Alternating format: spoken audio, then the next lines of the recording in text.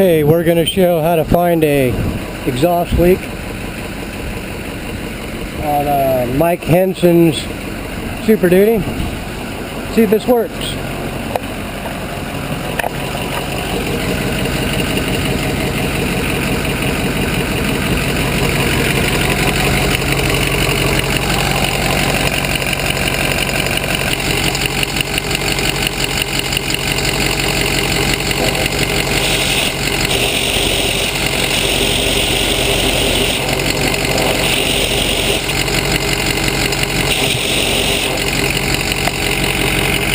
Okay, if you notice that air noise change, that was the vacuum hose picking up the exhaust leak.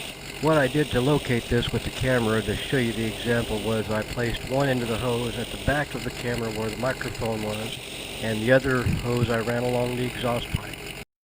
As the leak came across the hose, you heard the loud hiss. Now these images, you can see the carbon that's around that flex joint. That's where your leak is. And while we were inspecting, I also found some exhaust leaks from the manifold to the head on both sides.